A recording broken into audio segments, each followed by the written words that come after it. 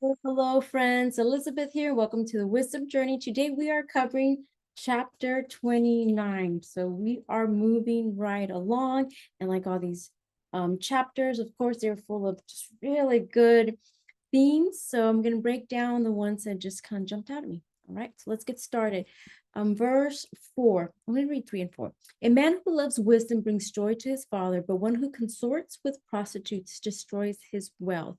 By justice, a king brings stability to a land, but a person who demands contributions demolishes it. So here we have two examples of people that ruin their wealth, that demolish their contributions or demolishes their wealth. So the question again is like, who are you, right? Are you the man that or woman that brings joy to your family? Are you the leader of your family or the leader of your household that brings stability to the land, or the one that demolishes and destroys his wealth? And on verse 3, it says, but one who consorts with prostitutes, I would say that you can actually switch that up. Like you say, like, hey, well, I don't consort with prostitutes. I'm beyond that, right? So what do you consort with that will destroy your health? So that's the beauty of Proverbs. We can use it to examine our life. So maybe it's food, not taking care of yourself, not drinking water, working too much, not exercising. What do you do that can get you to a place where you can destroy your wealth? Um, so let's continue now to verse 9. Another example verse of just not dealing with foolish people and wasting your time with foolish people. If a person goes to court with a fool, there will be ranting and raving, but no resolutions. So always choose your battles. Pray, pray, pray. Don't get caught up. Life is just too short to get caught up with dealing with fools, right? Let's not waste our energy. We have so many better things to do. See, I have here 12, 14, and 16. The ruler listens to lies, all of his officials will be wicked. A king who judges the poor with fairness, his throne will be established forever. When the wicked increase, rebellion increases, but the righteous will see their downfall. So from verse 12, if a ruler listens to lies, all of his officials will be wicked. Lies, misinformation, there's so much of that going on now. And so this talks about leadership, right? If a ruler listens to lies, so it trickles down, and we're seeing that, right? We're seeing so much misinformation, and what happens, right? All of your officials will be wicked. So we have to make sure that we are not listening to lies.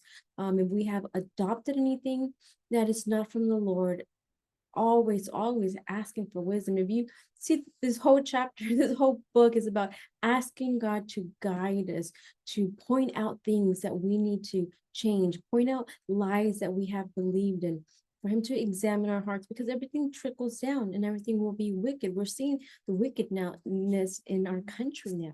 And so then what about in our household? What lies are we letting in? Maybe it's not you particularly, but what you're letting in, the music, the movies, the conversations, the people, right? Because it will turn your house around. And then, just touching base on what I talked about yesterday about, where we're at, the politicians, the times that we have to vote. And so again, just a reminder that God is in control. We do our part. We pray. Sometimes we have to fast, make the best decision, but know that God is in control.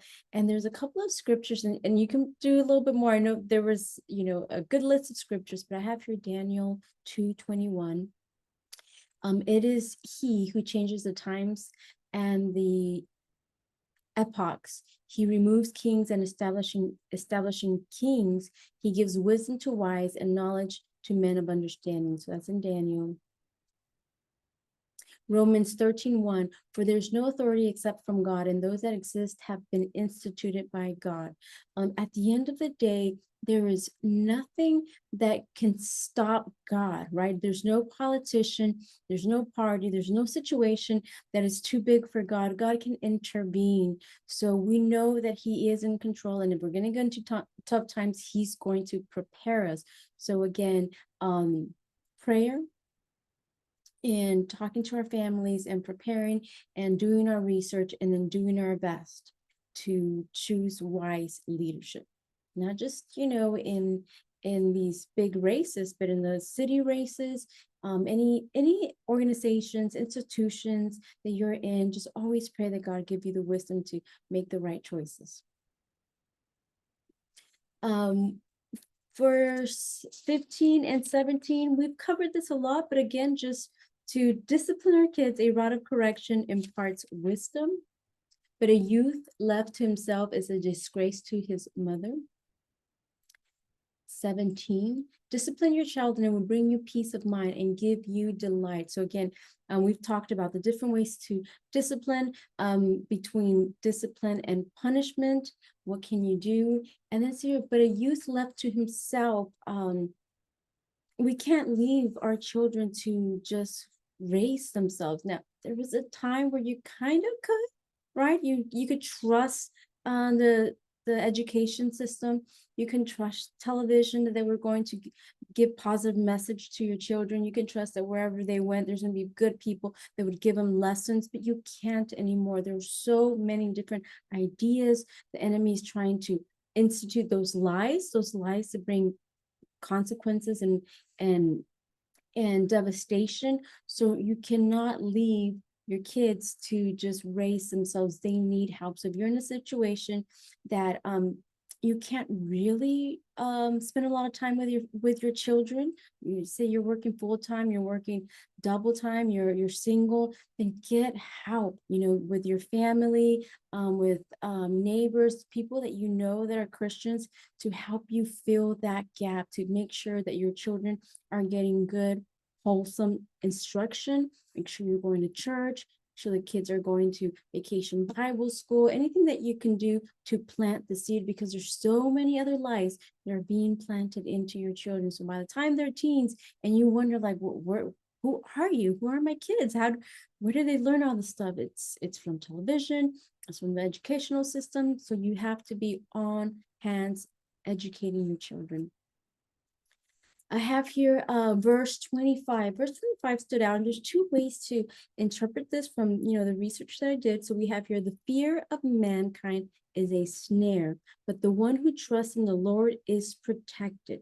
So the fear of mankind. So one of the ways to interpret this is fearing men, fearing what their opinions are. Fearing, like, some people fear the government, like, oh my God, the government or the authorities or my boss or my relatives or my mother-in-law, right? I'm just joking. I'm sorry about that, right? So we fear their opinions. We fear letting people down, or just you've heard about being people pleasers. We don't want them to think poorly about us. There's a little bit of a codependent situation there. So when we fear people, we are going to make decisions based out of that fear. And when you make decisions out of fear, they're usually really, really poor decisions. And you're usually, when it comes to that fear, you're usually doing things in trying to appease or oppose, right? So you can do things very, what is it called? Just at extremes. So some people, they fear men, they want to please them, and they will do things that they shouldn't do for that person. But it's like, I don't want to hurt that person's feelings, so I'm going to go over and beyond, and you do things that you shouldn't. Or you're so afraid that you want to defend yourself, and so you actually burn bridges or do a whole bunch of stuff. So it's all has to do with the fear of man. And when we fear man, we are actually putting them on a pedestal, putting them above God. So in a way, it's idolatry. I think in a way that we've all deal with that. So sometimes when we fear people, we're constantly thinking about them. They become our gods, right? So we know that we shouldn't have fear. We know that we need to exert faith. And so again, one of those situations that we have to pray, say, what is behind this fear of man? Why do I fear man? And God will let you know why. Sometimes it's just learned behavior, right? One of the learned behaviors that I've seen throughout certain communities is like they fear the police because people come from different countries where the police were actually really bad folks, and then they come to this country and they're like, oh, they're afraid of the police. And it's like, no, for the most part, the police here are very friendly, they're good, you don't have to fear them, right? But so it's like, where did this fear come? Did I learn to be fearful? Some of us learn to be fearful of just certain individuals because we learned it from our parents, or we learned it from our community, or we learned it from television. Hey, you should be afraid of these situations, right? Should we be afraid of losing our jobs? Yes, of course, it can be a little scary. So some people just overdo it. So what is your fear? Why do you think you have that fear? And then work with the Holy Spirit for healing. Sometimes you may even have to get counseling, and counseling is okay. We don't want to live with fear of man, because we are going to, one, you don't live in peace, right? And two, you're going to make bad decisions that are going to bring, very sad consequences. The other way that you can interpret, well, I mean, it has to do with fear. So in this, the first example was fear of man. The other example is just fear, right? And then it says that if you, what was 25, if you that the fear of mankind is a snare, but one who's trust in the Lord is protected. So when you fear something, you yourself are causing a snare, a trap, and then you fall into that trap. But you kind of did it yourself because you're afraid. So here's an example. I'm afraid I'm going to lose my job. So now you're thinking like, oh my God, I'm afraid I'm going to lose my job. I kind of saw my boss over there whispering about something, is about me. Or so for whatever reason, now you're afraid of losing your job because you're constantly thinking about it. Guess what? You start making mistakes here and there. You start just maybe projecting to your boss, and so then he picks on something, you come off disrespectful because you're thinking like he's going to fire me at any moment. And so then that is your trap, and you fall into your own trap. Your boss didn't even think that he was going to fire you. He's loving your work, but now what's happening is that all of a sudden, because you're fearful of this, you start making mistakes, and your boss is like, oh, you start seeing just things. Then they're like, oh my God, that now you're disrespectful, now this. And so now you end up getting fired, right? So a little bit of like self-sabotage, right? And so when you have certain fears, you're going to end up sort of manifesting them. And that is the trap. One of the examples I personally have is I was riding my bicycle through a trail, and I was just feeling a little insecure in the trail, like, oh, am I gonna fall? I was pushing a little bit the envelope of my skills with that particular ride, and I remember looking down and like, oh, I hope I don't fall. I hope I don't fall. And what happened was I ended up falling, right?